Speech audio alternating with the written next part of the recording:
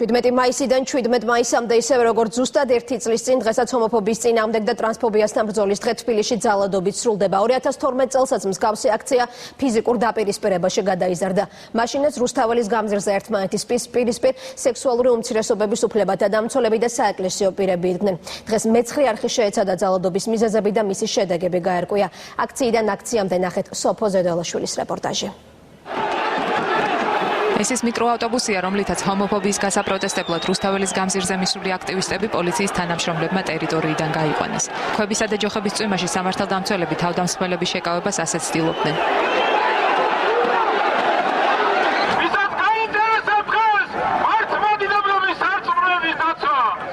სიტუაციის ასე გამწვავებამდე მოქალაქეების ერთი ნაწილი პარლამენტთან დილიდან იკრიბებოდა. ბასილ მკალავიშვილი მისი მრევლის სხვა სასულიერო და სამოქალაქო პირები უმცირესობების გამოჩენას ჭინჭრით ხელში და გალობით ელოდნენ. აქცია არ გვინდა რომ ჩავატარებინო, იმიტომ მოვიდეთ. რატო? მეკითხები? მართლმადიდებელ ქვეყანაში შეიძლება რომ ამათ მავლები აქციები ჩაატარონ თან წმინდა ადგილზე ქარშვეთის წინა, სადაც 9 აპრილის დაღუპილები არიან? არ მივცემ საშუალებას. მიკროავტობუსებზე თავდასხმის გარდა შეკრებილთა ნაწილი ცალკეული პირების დევნითაც იყო დაკავებული. საკუთარ პოზიციას ისინი ასე გამოხატავდნენ. პროპაგანდა ვერ მოახერხეს და ჩვენ დავიმარჯვეთ მართლმადიდებელმა ქრისტიანებმა. განსაკუთრებით ტელევიზიებს მოუწოდებ შეწყვიტონ ამათი აგიტაცია. რასაც ქვია, მაგათ არ დაუშვათ. ეს მარტო ჩვენზე არ არის ლაპარაკი. ღმერთი არ დაუშვეს. ჩვენ საქართველოს გულისთვის ყველაფერს თავთ. ყველაფერს გავწირავთ საქართველოს გულისთვის.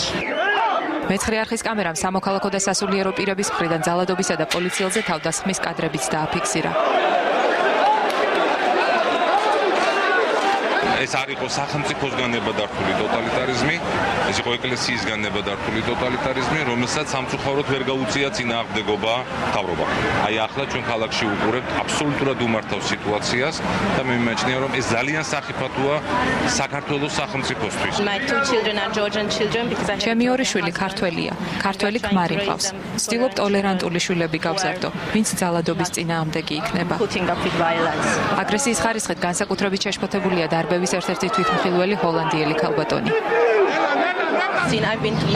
ბევრ ქვეყანაში ვარ ნამყოფი, მაგრამ ასეთი სიძულვილი არსად მინახავს.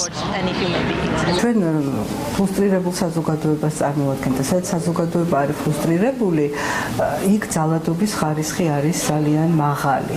ფსიქოლოგი მაია ცირამუა ძალადობის მიზეზებზე საუბრობს.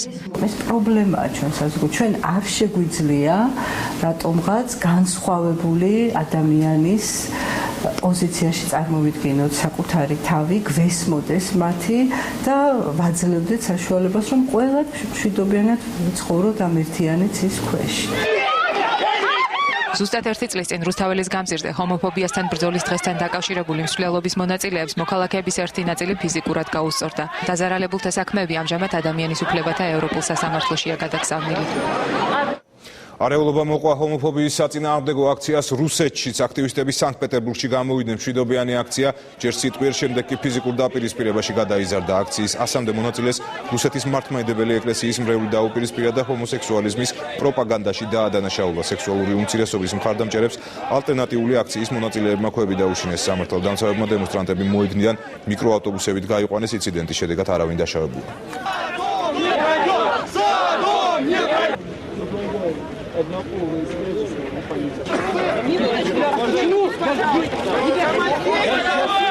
Вот не на зло, погоди. Вот не на зло,